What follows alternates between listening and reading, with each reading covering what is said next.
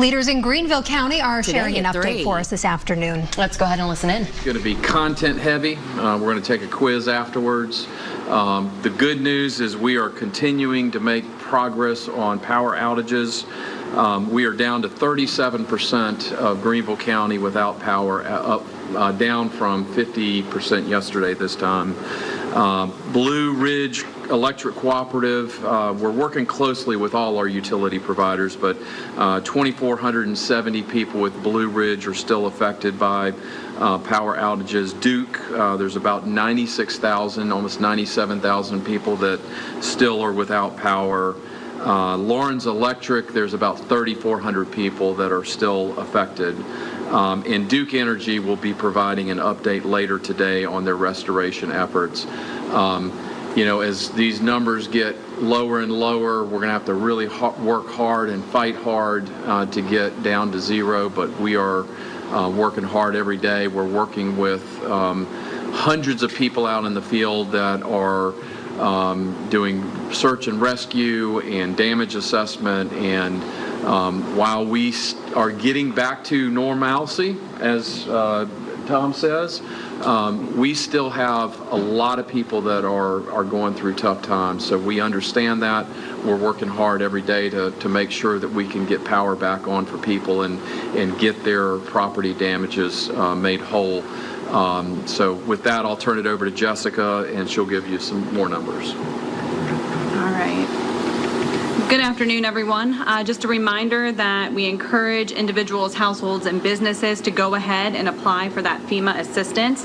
You can do so by going to disasterassistance.gov, the FEMA app, or calling 1-800-621-3362. There is an insurance claims village that is set up with FEMA representation, so you can even register in person today and tomorrow, 9 a.m. to 6 p.m. This is located at the Home Depot on Woodruff Industrial Lane in Greenville. I wanted to provide some information, and I want to stress that these are rough preliminary structural estimates. So we have 1,297 structures with minor damage. This is stuff that would be easily repairable, maybe some shingles off a roof, some siding, maybe a porch that was damaged.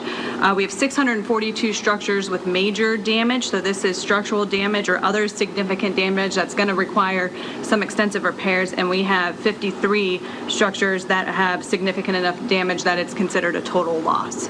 Again, these are rough preliminary estimates of what we've been able to capture in the county over the last several days. A reminder about our shelters. We do have a general population shelter at Hillcrest High School, currently housing about 32 people. That's at Hillcrest High School. And the medical needs shelter at Bon Secours Wellness Arena, still open, housing 22. If you do not have transportation and you need to go to this shelter to be able to plug in your O2 concentrator, something of that note, you can call 864-455-7000. We still have the point of distribution for water and meals ready to eat, or MREs, here at McAllister Square at 35 Antrim Drive, but we're going to open up 2 more locations coming up tomorrow. This will be in the northern and southern ends of the county, trying to get water and MREs out to those folks. So beginning tomorrow, Slater Marietta Fire Department, 1030 Bates Crossing Road, and Canebrake Fire, 1810 Fairview Road in Fountain Inn. Both of those locations will be open tomorrow at 10 a.m. to 6 p.m. So we will have 3 locations in the county for that beginning tomorrow. I'll turn it over to Hisha Gamble now.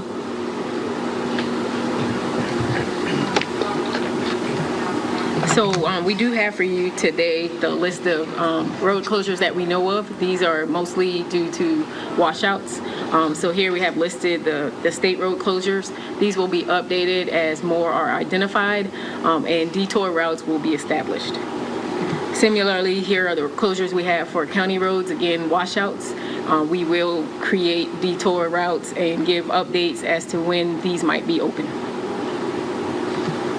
Debris removal, please be reminded, please place the debris along the edges of the road right away. The debris will be collected over the next several weeks. Our contractors are out, mobilized. Do not place household trash or garbage on top of the debris piles. DOT will begin debris collection next week. There will be more details about the schedule as they become available. For private roads and subdivisions, we're asking you to please put your debris along the edge of the roadway. the nearest public roadway and contact County Roads and Bridges to arrange for pickup. Our convenience centers are open. We have 3 public temporary debris sites available for the public if you feel like you want to take your own debris. That's at Blackberry Valley, Simpsonville, and Enery. These sites are for Greenville County residents only. You will be required to show ID, and pictures of your load will be documented. That's for FEMA purposes. No contractors or dump trailers are allowed. There's no size limit for limbs. All the other convenience centers have our normal dumping guidelines. At Twin Chimneys Landfill, there's no charge for residents, but our normal guidelines will be in place. So there are limits on the size of the limbs, 6 feet long, 6 inches wide. Dump trailers, contractors, and non-residents will be charged. Be turning it over to Sheriff Lewis. Hey, good afternoon. Very happy to be able to say things again are certainly getting better every day as power is restored, businesses are open, everybody seems to have settled down to kind of a dull roar. Our calls for service yesterday and last night have averaged about what we normally have. We do have some different type calls at this time, but overall things are certainly again beginning to look like normal. We did send a contingent of search and rescue folks along with Sheriff Crenshaw out of Oconee County, some of his folks this morning up to the Chimney Rock, Lake Lure area to help with some of the recovery up there. And they'll be moving on up into Rutherford County as well as Buncombe County to assist them in whatever way possible. So if you see those vehicles in a caravan moving up and down the highways, don't be alarmed. They are heading up there to help our neighbors. So certainly keep them in your prayers as they're devastated by this storm as well. And if anybody has any questions at all, we'll be glad to stay over and answer those. I'll turn it over to Dr. Tom Blackwell. Thank you, Sheriff. Mr. Chair, Tom Blackwell, Executive Director of Greenville County Emergency Medical Services. We still have our partners helping us out for 24 more hours, 3 trucks from Charleston, 1 truck from Dorchester. Since the inception of this hurricane on Friday morning at 6 a.m., we have responded to 2,200 calls and transported 1,200 patients. Again, 15% about from our partners. Of those, we're about 200 motor vehicle crashes, about 234 falls, people in the dark trying to negotiate through their house. And then we have about 4750 traumatic injuries, only 1 or 2 involving chainsaws. So we're very fortunate as far as that goes. I've given you tidbits and little helpful hints about injury prevention and control with carbon monoxide and refilling your generators. The thing I'd like to talk to you about now is another incident that we had not too long ago. As a result of this is we have individuals that go out there and try and cut trees or move heavy machinery by themselves. And we had a person that had a traumatic incident and couldn't move and couldn't call for help. And that delayed the response time. And so do not work alone. If you're operating heavy machinery or if you're trying to cut trees or move heavy limbs or trunks, have someone with you, work with a partner. In the military, we call it a battle buddy. Okay, have someone there with you that can call 911 in the event there's something that goes awry. Okay, so please do that. Our teams are still working out in the field in our all-terrain vehicle, especially down south now, and they're doing welfare checks and humanitarian checks, and they're taking meals and water to these people that really cannot get out of their location. So we're good. We're getting back to normal. I agree with the High Sheriff that we're starting to see our normal numbers coming around. I think in good faith we can send our partners from across the state home tomorrow, and the rest of EMS will be handled by your EMS system right here in Greenville County. Thank you. All right. In closing, I know the Sheriff talked about Asheville. I've got some friends that are going up to Asheville. And, to the Greenville County residents, we're working hard, but keep our friends and family north of us in your prayers. Just absolute devastation up in Asheville and western North Carolina. So it's good to hear the spirit of South Carolina. We've got people all over Greenville that are going up there, and that's heartening. With that, I'll open it up for any questions that you may have. Colin Rimiello, WSK 7 News. Was the county unprepared for this? Was the county unprepared? 34% still without power within the county. It seems like a very large number. Yeah. Well, I'll just handle it, and then I'll let the professional. I'll give you the political answer that's straight talk, and then I'll let the professionals talk. Were we unprepared? If you go and look at the board and look at our surrounding counties and surrounding states, and you look at the resources that have literally flown into Greenville County since this storm started, you will realize that these guys thought ahead. We were well prepared for this storm. When Mother Nature, or as my mother says, God, causes what happens to happen, and 97% of the people lost power, that's not something you can prepare for. Another thing, Greenville County is blessed, as Heisha said, with large canopies of trees. We've got a lot of older trees, and that combined with the power lines, just wreaked havoc. And if you go out, take that suit off, go out and get out there in your pickup truck and chainsaw and look at the devastation of those trees wrapped up in wires. You can't do that in a day. So I think given where we're at, I think is the best we could have ever done. Now, for the professionals, go ahead and speak. So we didn't know how big this storm would be. But yeah, we were prepared, and I'll tell you why we were prepared. We absolutely have the best people anybody could be equipped with. We get to stand up here and give you numbers and talk about what's going on and kind of be the face of things. But those people are out there working, those people holding chainsaws, those people working 16-hour shifts, riding around in this weather, dodging trees and power lines, cutting their way through limbs and debris to get into people's houses, to get them out and get them the medical care they need so ambulance can get in there. You're damn right we was prepared, in my opinion. So, we'll see what happens the next time. Do we have something to learn from things that happen? Absolutely. We can all learn from it. We'd be foolish if we didn't look at our response. But when you got the quality people we got here and the community that supports the people that are out there doing the work, I don't think it gets much better than that. Anybody else want to tackle that hot wire? I think you both handled that great. And the other thing I'll say, we used a word earlier in the week. This is unprecedented. I mean, we've never had anything like this in recent history. So I'm proud of the team that's here and the literally hundreds of people around the county that are cleaning up. So thank you. Thank you for that question. Any other questions? Kind of an oddball question. Yesterday you had spoken about the power line crews take about, usually about 2 or 3 a day. Any idea how many properties or trees that the crews clean up debris or cutting them down and getting those off the road? Any idea how many of those they can do in a day, or sort of what their workload is like? Duke is going to be putting out a press release with their numbers. I think it's probably, they're the technical folks on that. I will say this, I talked to Senator Scott yesterday, and he asked if there was anything that we needed, and that's one of the things that I, asked him. He mentioned that he was talking to Duke, and I said, if we could get more, frontline people that are testing the wires so we can get in and cut the trees, and I think he's working on that. So, but I'll let them handle the technical answer to that question. Any other questions? Anything else generator related in the last 24 hours? I know yesterday you mentioned something we got in the print that we got. Anything? Okay. Not since yesterday.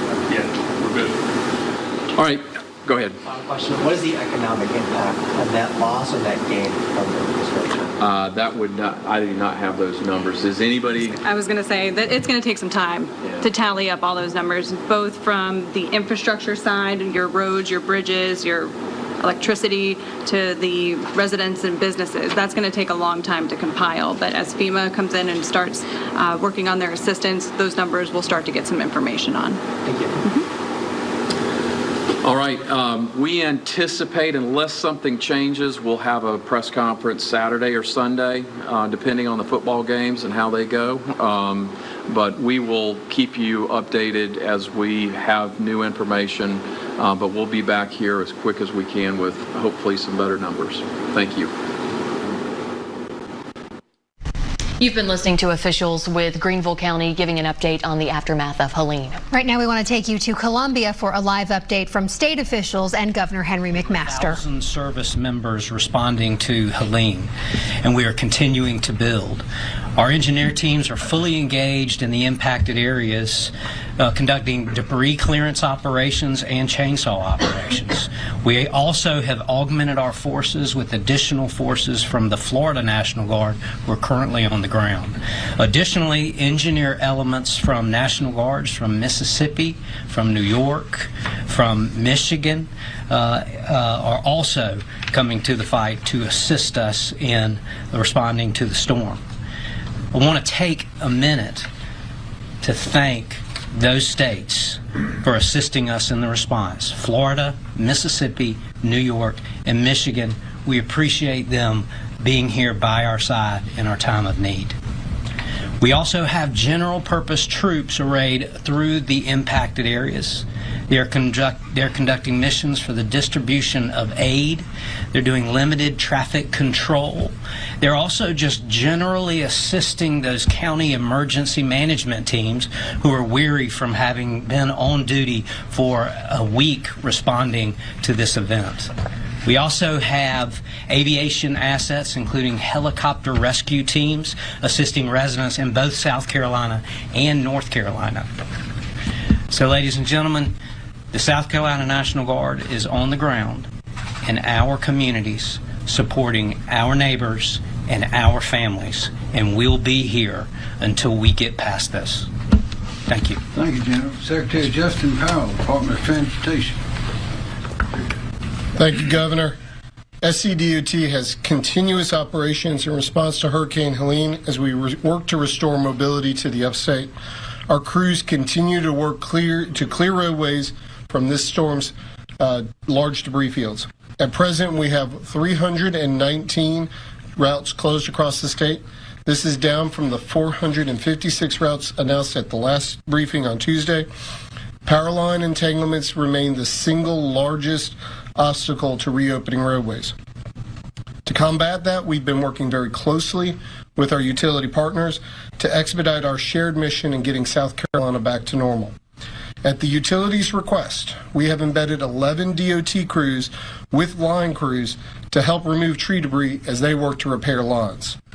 As the cut and toss and utility restoration operations wrap up, we will begin removing debris on the roadway with our crews and have already done so in several less affected counties. We've also activated debris contractors to work on removing debris in the 16 most affected counties of the storm. Begin late next week, you'll start seeing operations move out with a focus on our interstates and our primary routes, and then moving on to our secondary routes in the coming weeks. We know this has been an incredibly challenging and difficult time for many in this state. We are in this together, and we won't stop until the job is done in getting South Carolina back moving again. Thank you, Governor. Thank you, Secretary Powell. Brett Howard, FEMA. Yes, sir. Hey, good afternoon. I'm Brett Howard, Federal Coordinating Officer. Before I get started on mine, I'd like to introduce Mr. Willie Nunn. He is the senior federal FEMA official for this event. He will be here with me to assist with the state's response and recovery efforts on behalf of the administrator in our agency. So we welcome Willie to South Carolina, and him and the governor have had several conversations, and I think we're moving into a good place there. We continue working side by side with this incredible team. You've heard me say it. You've heard me brag on the governor's staff and the ones that are standing behind me and the local EMs. It is an incredible opportunity to partner with such a great and support such a great staff and a great team here. And meet the needs of the survivors and make sure that they have everything they need to do just that. As you've heard from the governor and you've heard from Director Stinson that we were able to approve and add on 3 counties last night. That goes to the hard work here. I have staff on the ground making sure that as the state gets in that information they are so desperately need of to add on counties, we were able to process those and turn them around last night. That's an incredible feat and opportunity to get that done. So we stand ready as the state receives additional counties for add-on. We stand ready to process those and anticipate hopefully the same amount on the turnaround of those. And as these counties get added on, I can't stress enough that for the survivors out there, please call the 1-800-621-3362 number and to register or go to the website at disasterassistance.gov. That is the fastest and easiest way. You don't have a call bank, you're not waiting on somebody to answer the phone, or you can use our app, the FEMA app on Android or iPhones. This assistance goes right to homeowners to help them with, and renters for serious needs, basic home repair, rental of temporary housing and things like that. So it's very important you call to help jumpstart your recovery.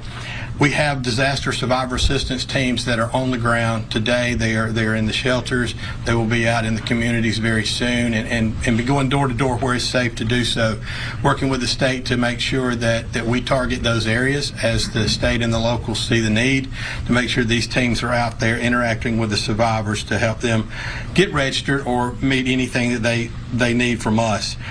Currently, we have over 108,000 already registered for federal assistance and approved more than $4.4 million already, and this is in the initial few days of the activation. Or the declaration, I apologize. The American Red Cross is currently engaged in targeted distribution of emergency supplies to a lot of them to low-income communities and those that can't get out and get food and supplies. We stand ready to continue to support the mass feeding needs for South Carolina and anything else as the governor stated. The president, the administrator has promised him all assistance possible, and that's what we're here to do, Governor, and I appreciate the opportunity to be here to serve you and your citizens. Thank you. Thank you, Governor. Thanks for the opportunity to speak. I'm here on behalf of the FEMA Administrator, Ms. Deanne Criswell, as her eyes and ears to support the federal coordinating officer, to support the governor, working through the county EM and getting down to the county, the locals, to make sure that we leave nobody behind in this disaster. And we'll get out there and get the word out. My final thing would be that 1-800-621-3362, 1-800-621-FEMA. To call to register for individual assistance, and that's where it starts. And then we'll get people out on the ground as soon as possible to do that in-person help as well.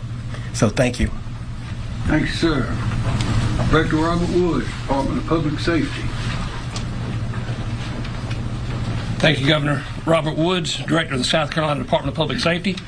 Currently, SCDPS has 211 Highway Patrol troopers and state transport police officers working statewide.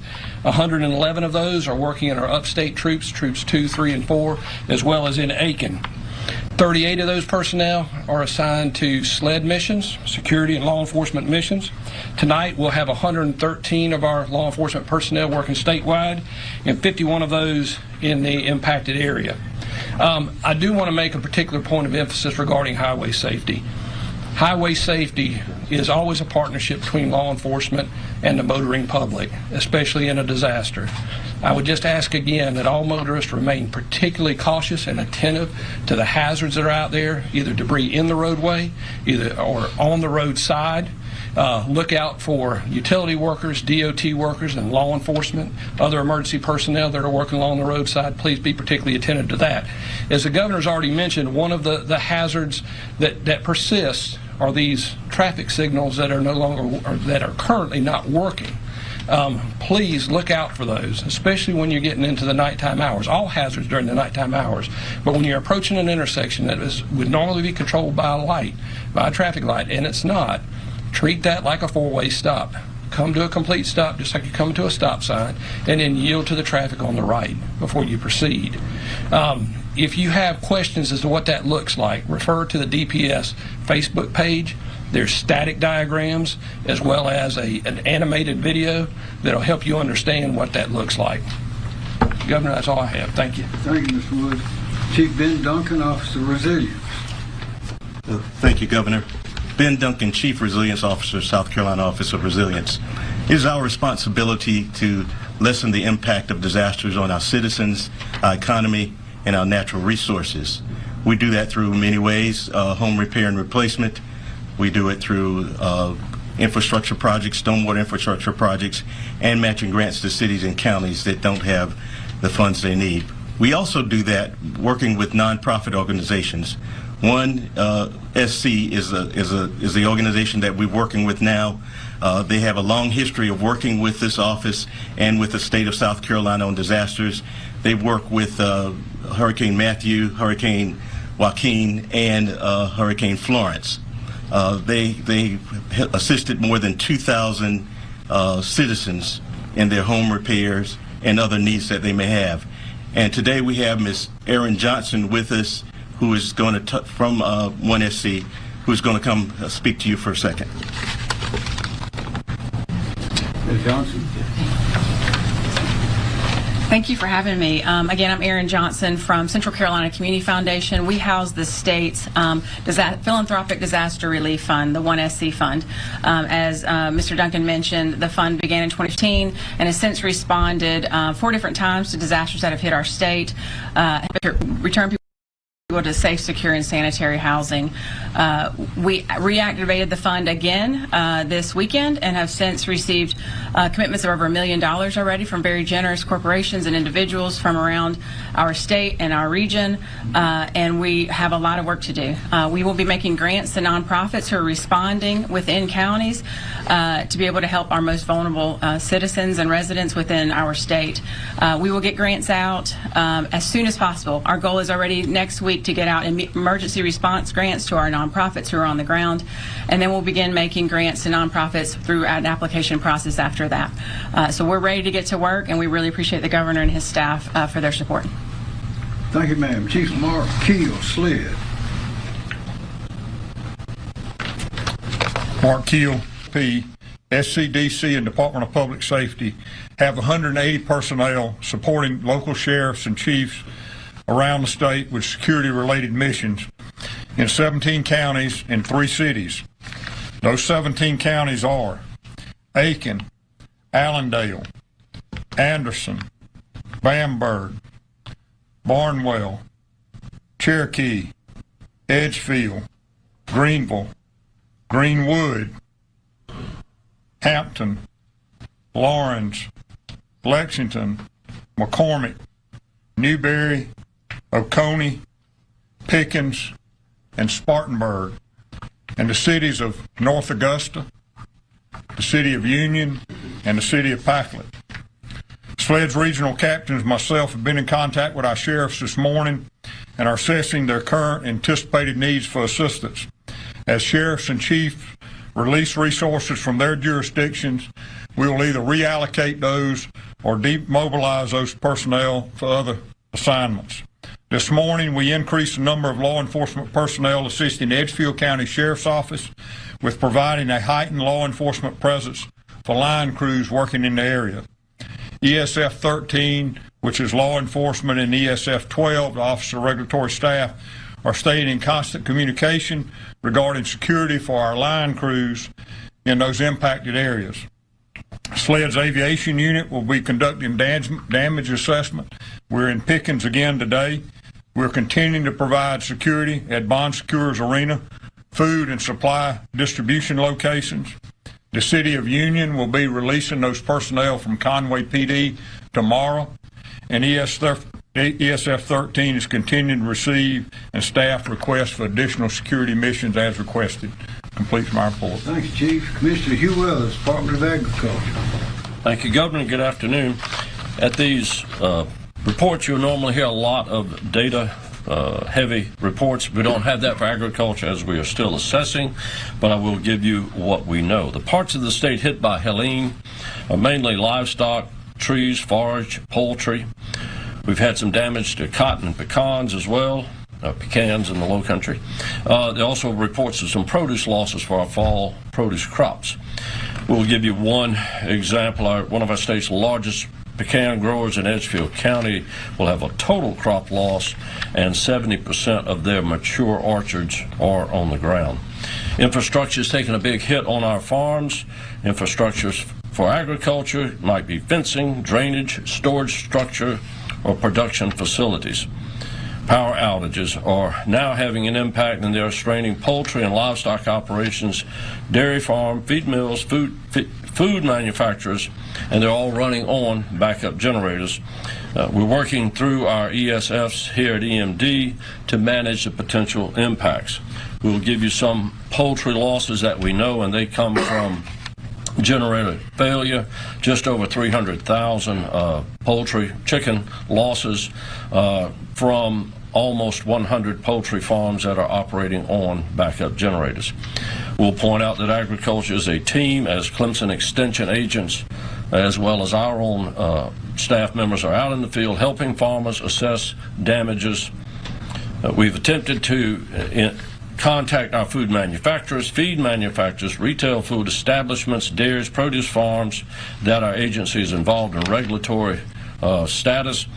We want to reiterate to them it's important to communicate to us their current condition so that we can pass along that information ahead of further issues. You may have seen some empty food shelves on the stores.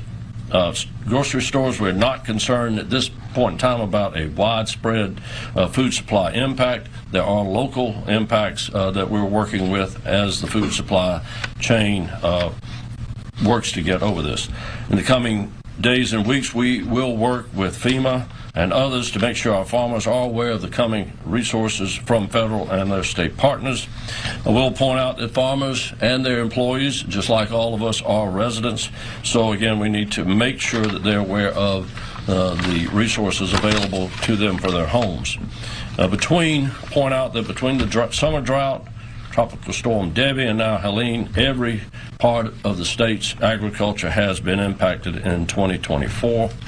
I'll close by saying, as we've seen through so many crises, farmers are resilient. Sometimes resilience has a negative consequences, and it is difficult to get farmers out of the repair mode and get into the resource request mode. So that completes my report, Governor. Thank you. Director Emily Farr. Thank you, sir. Emily Farr, Director of the Department of Labor, Licensing and Regulation. As the state is moving from response to recovery, the State Fire Division continues to staff the state's firefighting and search and rescue efforts, supporting resource requests with urban search and rescue teams and fire department resources through firefighter mobilization. We still have over 150 personnel assigned to missions to support the county's response. Moving into recovery, the labor and licensing divisions of the agency stand ready to support the public as we work to recover from the storm. For property repair, something to keep in mind is to make sure that as you start to look to rebuild and repair your home, take photos before you start the repairs to be able to use for insurance and other reimbursement purposes. Make sure that you hire licensed and insured contractors. Ensure they're state licensed and bonded. You can check those licenses using LLR's licensee lookup at www.llr.sc.gov to verify a contract.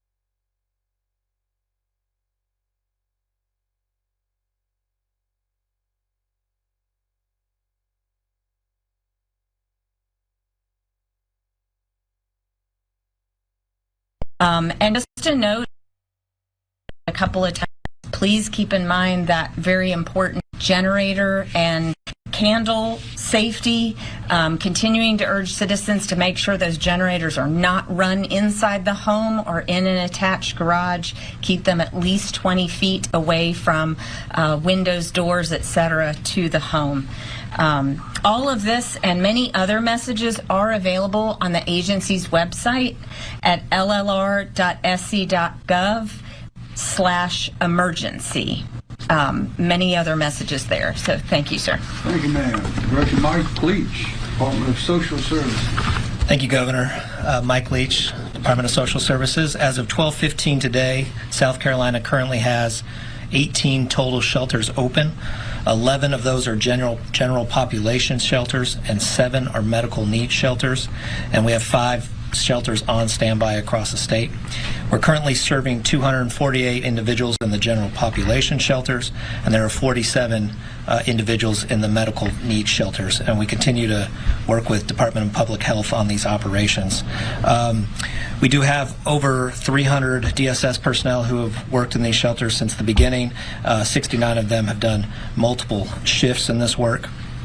So I thank them for their kindness and compassion when working with the citizens over the last week. The Salvation Army is currently producing and distributing food for Aiken and Saluda counties. Operation Barbecue is currently in 1 location in Greenville and 3 locations in Lawrence County. Currently, our partners with the Red Cross are working to distribute FEMA shelf-stable meals for fixed and mobile sites in the following areas, and we thank FEMA for that: Abbeville, Aiken, Edgefield, Greenwood, McCormick, and Saluda. And Red Cross is also setting up their feeding operations to produce and distribute food in the following areas: Abbeville, Anderson, Oconee, Pickens, and 4 sites in Saluda. So we have stuff going on, and more is coming as well. And Southern Baptist Disaster Relief has mobilized their feeding teams in Aiken, Cherokee, Edgefield, and Spartanburg. Thank you, Governor. Thanks, Dr. Ed Simmer, Department of Public Health. Good afternoon, everyone. Dr. Ed Simmers, Interim Director, South Carolina Department of Public Health. We continue to monitor the healthcare facilities in our state. All of our hospitals continue to be fully open and operating. We do have a number of nursing homes and assisted living facilities that are still on generator power, although that number decreases every day. We're visiting them regularly, making sure all of the residents in those facilities are fine, and they are. They have food, they have fuel for the generators, and we're also working with ORS and our utilities to make sure we get as many of those back on power as quickly as possible. As was mentioned by Director Leach, our medical needs shelters continue to serve people. Those are still available. If you have medical equipment that needs an electric supply and your power is out, please call us at 1-855-472-3432. We will assess your needs and help you find the right facility to meet the needs that you have. We also have oxygen canisters available because we know a lot of people use medical oxygen and are having trouble getting that. We have already distributed more than 900 oxygen canisters and have more on the way. If you need an oxygen canister, please visit our website at dph.sc.gov. And you'll see a list of counties there because these are being distributed through the counties, and a phone number to call for each of the counties that has oxygen so that you can obtain the oxygen that you need. Also, if you use the WIC benefit, the Women, Infants, and Children Nutritional benefit, and let's say your food was destroyed because of the refrigerator was not having power, or you need benefit, please contact your local health department. Even if the building is closed, our folks are working remotely, and we will work with you to get the benefits you need. And lastly, as we start to look down towards recovery, as been mentioned, we're also thinking about how do we get all of our medical practices, our pharmacies back online, get access to care back to where it was before the storm. We are working very closely because a big part of that is making sure we have the medical supplies that we need. Obviously, we're working with EMS and hospitals. They're using a lot of medical supplies right now as part of the response, as people need help, as people are injured. Also, many of our medical practices and pharmacies have been without power in the impacted areas. And when you're without power, a lot of those medical supplies and medications are damaged by the heat and have to be replaced. We have 2 issues there. One is a large manufacturer of IV fluids in North Carolina was heavily damaged in the storm. So we are working to make sure that our state has the IV fluids it needs for like our EMS providers and hospitals and others. And also, we're very concerned because many of the medical supplies do come through our ports. With the ports closed due to the strike, we are working to get as many supplies in as we can, but certainly, Governor, the sooner our ports reopen, the faster we'll be able to get our medical care system in the state fully up and running again. And that's my report. One question, you gave Yes, sir. a phone number. Yes, sir. Could you repeat that? Absolutely. The number for medical needs shelters, and this will also give you other information. So, for example, if you have questions about the WIC program, that's 1-855-472-3432. Thank you, Governor. Thanks, sir. Myra Reese, Department of Environmental Services. Thank you, Governor. Good afternoon. Myra Reese, Department of Environmental Services. A few updates this afternoon. We're continuing to perform our post-storm dam assessments as the roads are being cleared and access to some of the more severely impacted properties are. As of this morning, we've assessed the condition of 234 dams. 108 were performed by our staff, and 126 were self-reports from the dam owners. And although we still are not aware of any significant issues with our state-regulated dams, we are noting some will need minor repairs, and we will be expediting those approvals and need for fallen trees to be removed from the dams, and we will be even more resilient in the future. As far as drinking water, we remain in close contact with our drinking water systems in the heavily impacted areas so that we can monitor their status and to check on fuel supply status for those on generator power. Our goal is to minimize risk to the public related to the distribution of public water. From a debris management perspective, that's probably one of the most biggest focus areas for us right now. We're continuing to work very closely with our state partners, local entities about debris management sites and the need for that and the need to identify some alternative sites. So I just want to point out that these debris management sites are there for the counties to stage debris and come up with some innovative different ways of getting that debris to where it finally needs to end up.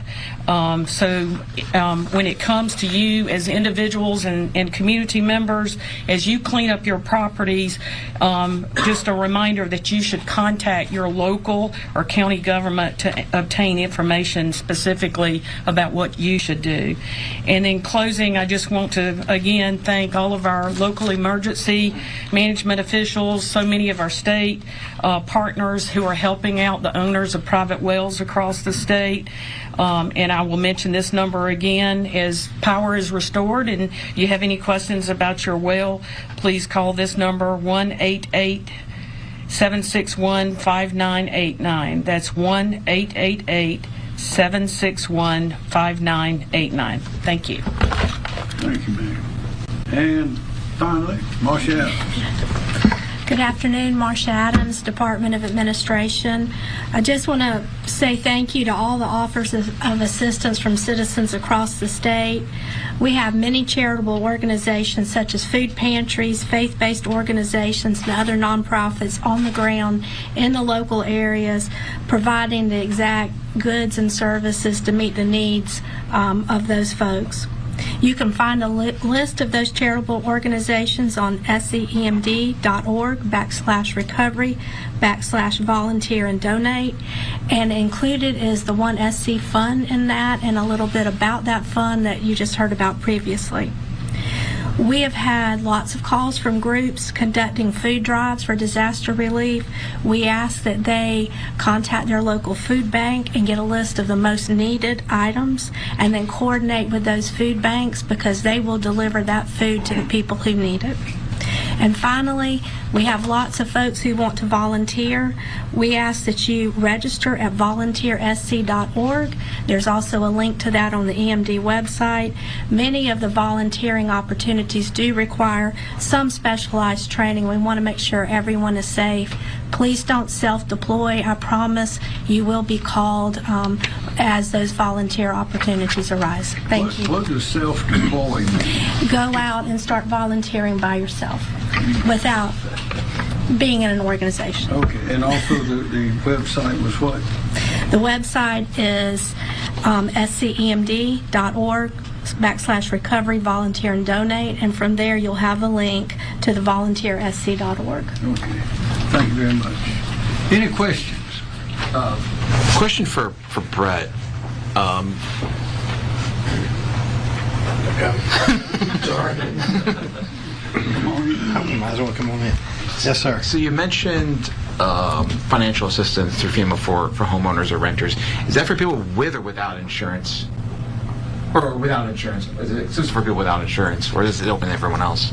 It's for. I encourage everyone to register, even if you have insurance, because there may be some gaps in your coverage, things that insurance doesn't cover. We can't duplicate funds. We can't duplicate what an insurance company does with federal funds. But if there's a gap in there, we can help meet and fill that gap. Like a deductible?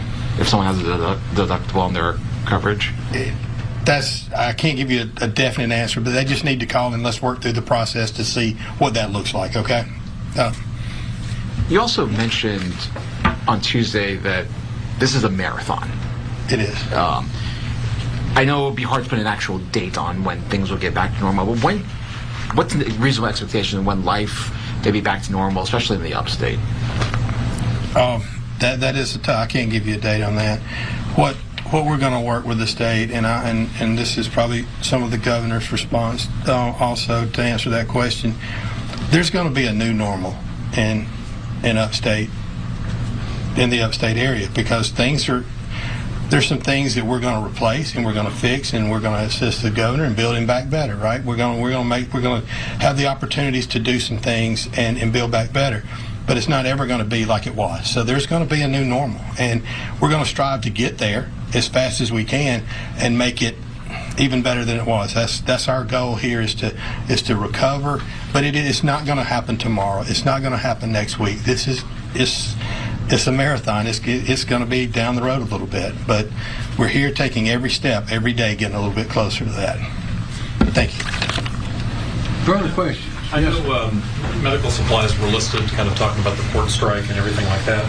Governor, yesterday you and Senator Graham kind of implored the president to do more to try and end the port strike. It doesn't appear that that's happened yet.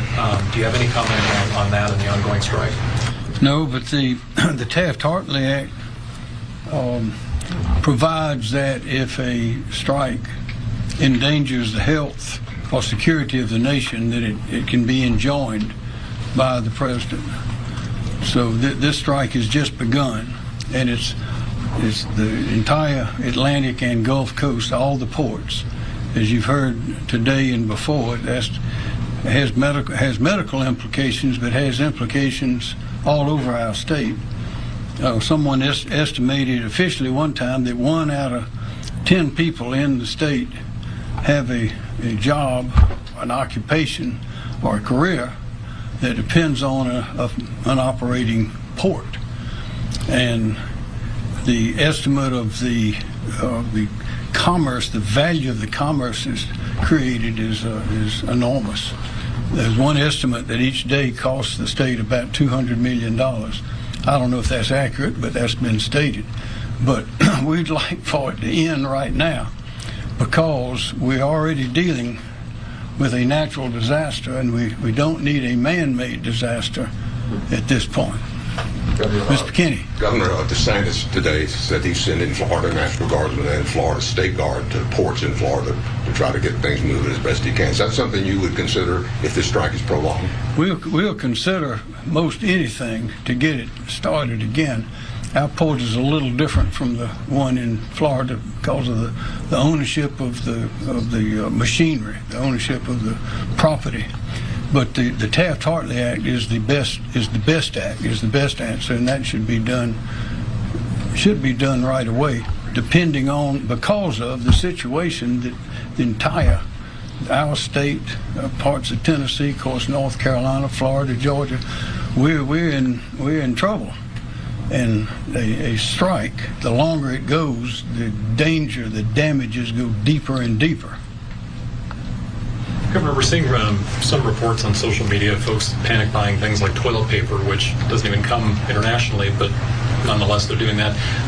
For folks that may be hearing just bits and pieces of the news, what would you have to say to citizens to kind of, ease their fears and encourage them not to panic by certain items? I would say we've estimated that, first of all, get all your information from official sources. Please don't listen to what they say on social media, because there's always, not always, but usually either anywhere from 1% to 100% wrong. And it's inflammatory and it gets going around. They say that a liar can run all the way around the world before the truth gets his shoes tied up. So that is just a natural thing. We got enough disasters without scaring people. But the power companies have estimated that the vast majority of power will be back on by sometime tomorrow, if I remember. There'll be some areas that are very hard to get to. It'll take longer, but they're saying the vast majority, and these figures so far are holding that out. We went from, where did we go to?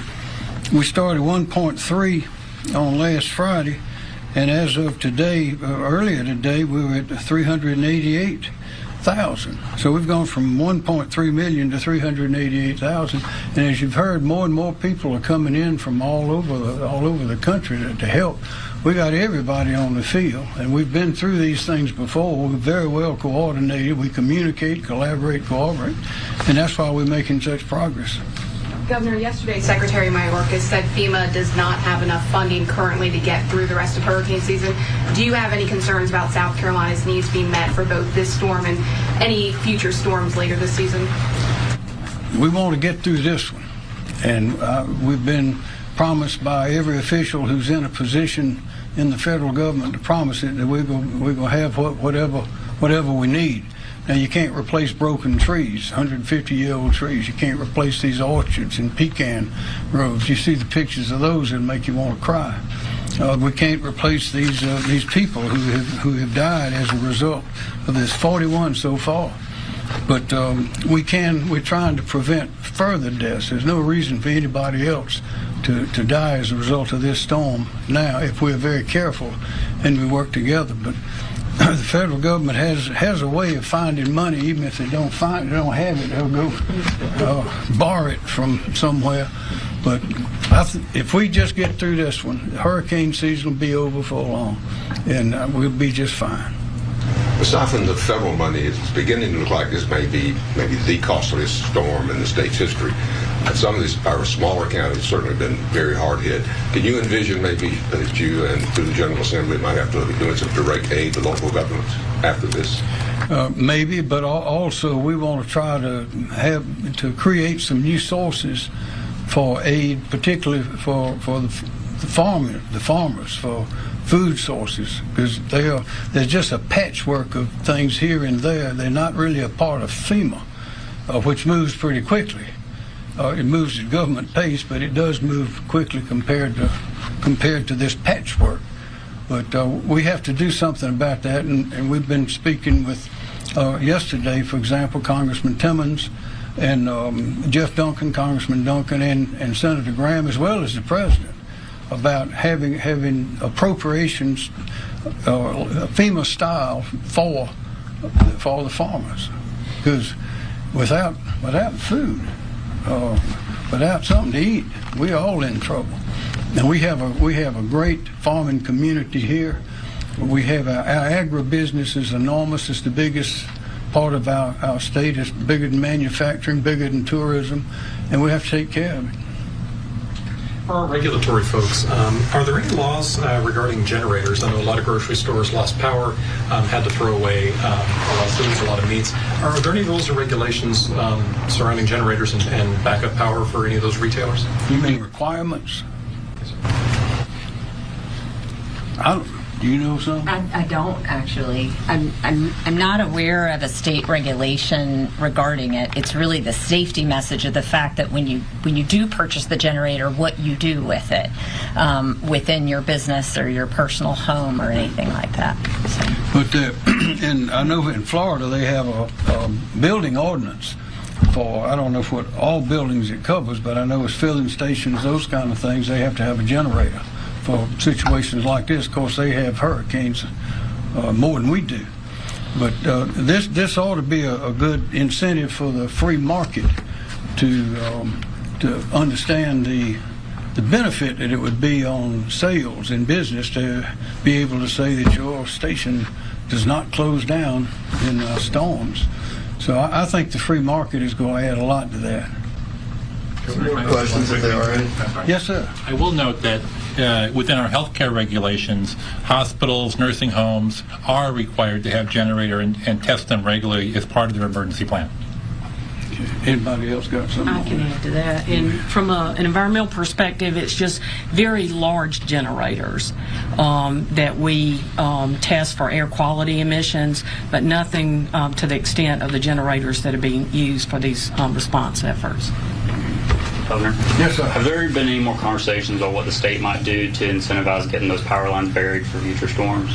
Well, we discussed that yesterday when Senator Graham particularly had brought the issue up before and discussed that with the President yesterday. That would be a good federal project, but they're expensive.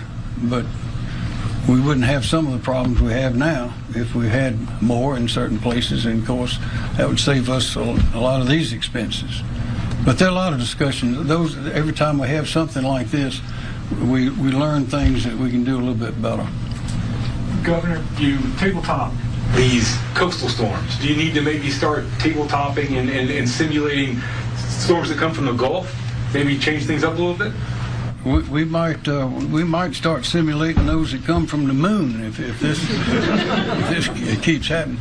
We always contemplate that. Of course, Hurricane Hugo went way through. Went through Columbia, went through Charlotte, knocked down all the big trees in Charlotte. The place looked like a war zone up there. But this just reminds us of how unpredictable they are. And we never do. The experts, and they have different groups. One of them is at the University of Colorado, I think. And this is all they do is predict hurricanes. And nobody ever gets it right. Sometimes they say they're coming at us and they go somewhere else, and that's good. Sometimes they say they're not coming at us and they do come at us. So we learn something every time. But we know one thing we know is nature's not going to go away. And the better prepared we are, the better we can get all our people alert and aware of the danger, and then the better we can respond, which I think our team has been remarked by others is extraordinary in the way that we respond, the way we prepare, the way we respond, the way we work together in the job that we do. Any more questions? Thank you. Thank you very much.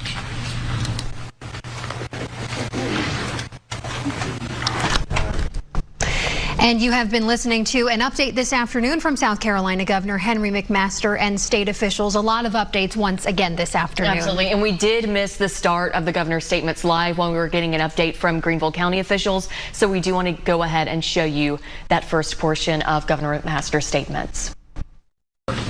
I'm sorry to announce that we've lost some more people. We've lost two more since yesterday. There were 39 deaths announced yesterday, storm-related. There are 41 today. We ask you to keep your neighbors and friends and those loved ones in mind. Some very good news. Last night we received the approval to include Edgefield counties, Lawrence, and Marion in the major disaster declaration approval. And of course, as you know, we are entitled under the law to 75%, a 75% match, 25 from us, but we're asking for 100%. And based on the conversations, you may have seen the news that a number of us were up to speak to President Biden yesterday, and FEMA Administrator Deanne Criswell was there as well, and they assured us that we would get whatever we asked for. And so we are hoping that they will provide that 100%. Also, there's some other counties that are in line that should be getting that approval soon. Those are Abbeville and Richland, and also McCormick and Allendale. And we hope to have more good news soon on that. Outages, we've gone down again. We're making progress, but we still have a lot out there. As you recall, on Friday after the storm subsided, we had 1.3 million outages, of 1.3 million outages out of 3 million. Well, on October the 3rd, we are at 388,196, so we're coming down fast. We've had 21 confirmed tornadoes. We know that the rivers are down around Georgetown, the Santee, and part of the Congaree are still pretty swollen. We're going to have flooding, so be on the lookout there. We know that there are a lot of stoplights. They're electric, so we have noticed that a lot of them are not working. So you have to be careful. In some cities, they have energized them with generators, but not everywhere. So you have to stop, look, and listen. And as has been urged here from this podium, just consider it like a four-way stop if you see it, and yield as you're supposed to. Also, between the National Guard, the Air Guard, and the State Guard, we now have 1,002 men and women out there doing work for this storm, and we're expecting more help. They're all trained. We have some already from Florida, as you know. We have some from Mississippi. These are guardsmen here from Mississippi. New York is sending some, be here in days, and Michigan as well. That federal major disaster approval is the main thing that has happened besides the numbers going down dramatically. So we're making great progress. We have a long way to go, and it's going to take a while to get all the debris off the sides of the road. We don't even have it all out of the roads yet.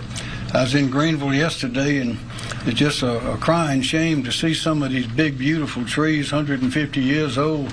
They're this big around. You see the stumps there. And we saw one that was on a house. A man, wife, had 4 children. Nobody hurt. The tree fell right on top of them and smashed the house, but somehow they made it out just fine, and the neighbors were all running around out in the yards there, and they were working together to clean that place up. And it's really an interesting thing to see how not only do the professionals that do this for a living are working so hard to get back to normal, but so are the citizens all over the state.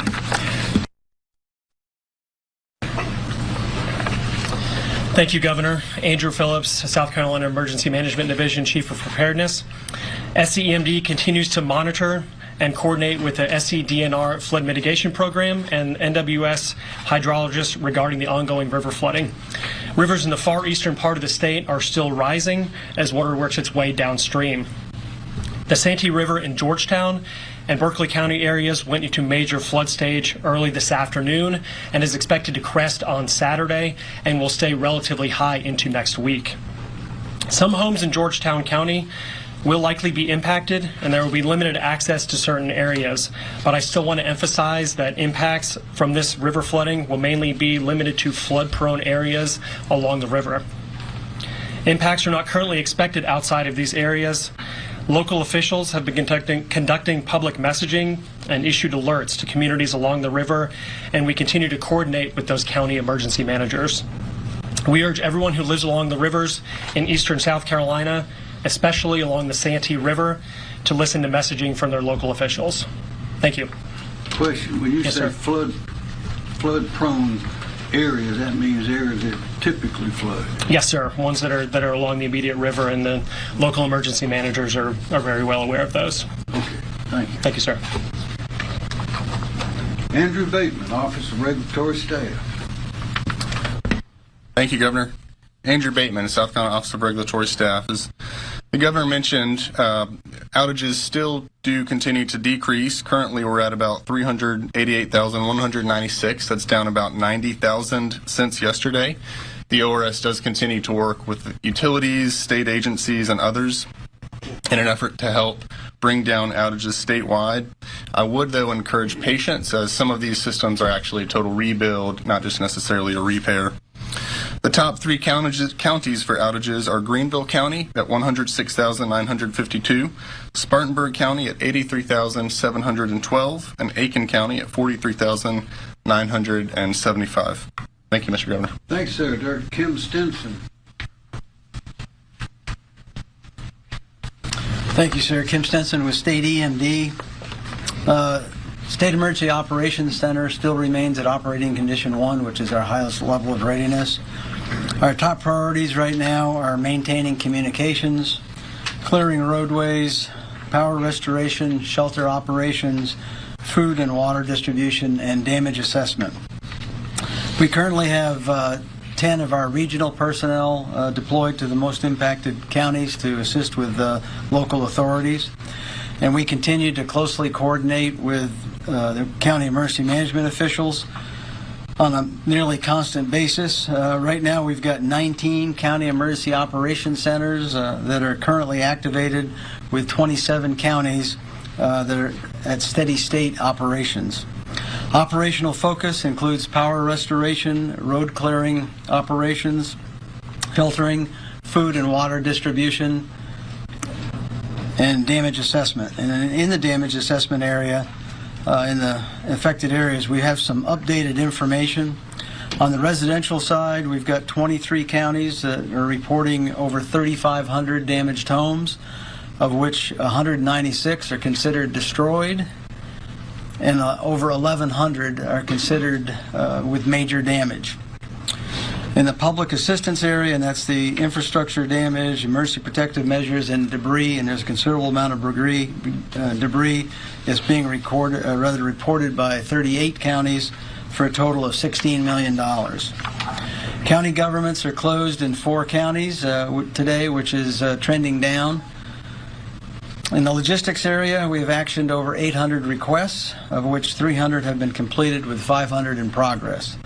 The most requests are for water, shelf-stable meals, fuel, and pod support, and that's the point of distribution where the food and the water is distributed. And to that point, there's 16 points of distribution in business today in South Carolina to issue that food and water. So far, we have issued almost 500,000 meals, 769,000 liters of water, and over 3,000 tarps. And under the Emergency Management Assistance Compact, and you'll hear about this from some of the other agencies, we have or will have received resources from several states, including Delaware, Florida, Louisiana, Mississippi, and New York, and that's ranging from search and rescue teams to engineer assets. And on the federal assistance side, we're continuing a major push to rapidly add counties to the federal declaration for individual assistance. Edgefield, Lawrence, and Union were added last night, and we're coordinating with FEMA to conduct those surveys in several other counties, including Abbeville and Richland, which are being done today, and McCormick and Allendale on Friday. Last point, and the Governor already mentioned this, is that FEMA normally funds 75% of the cost for a disaster like this, and that includes debris and emergency protective measure costs. However, because of the extraordinary circumstances of this disaster, we'll be requesting today 100% federal funding for those items, debris and emergency protective measures, and that'll be for a 180-day period. However, FEMA may choose to approve a shorter period of time. We continue to work with them on that. Thank you very much, sir. I'm glad I listened to what you said. You said Edgefield, Lawrence, and Union. I think I mixed it up. It's Edgefield, Lawrence, and Union. That's what I got written down here, sir. Okay. That's important. Yes, thank you. Okay.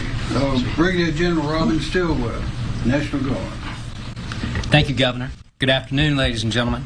As the Governor previously stated, the South Carolina National Guard currently has over 1,000 service members responding to Helene, and we are continuing to build. Our engineer teams are fully engaged in the impacted areas, conducting debris clearance operations and chainsaw operations. We also have augmented our forces with additional forces from the Florida National Guard who are currently on the ground. Additionally, engineer elements from National Guards from Mississippi, from New York, from Michigan are also coming to the fight to assist us in responding to the storm. I want to take a minute to thank those states for assisting us in the response. Florida, Mississippi, New York, and Michigan, we appreciate them being here by our side in our time of need. We also have general purpose troops arrayed through the impacted areas. They're conducting missions for the distribution of aid. They're doing limited traffic control. They're also just generally assisting those county emergency management teams who are weary from having been on duty for a week responding to this event. We also have aviation assets, including helicopter rescue teams, assisting residents in both South Carolina and North Carolina. So, ladies and gentlemen, the South Carolina National Guard is on the ground in our communities, supporting our neighbors and our families, and we'll be here until we get past this. Thank you. Thank you, General. Secretary Justin Powell, Department of Transportation. Thank you, Governor. SCDOT has continuous operations in response to Hurricane Helene as we work to restore mobility to the upstate. Our crews continue to work to clear roadways from this storm's large debris fields.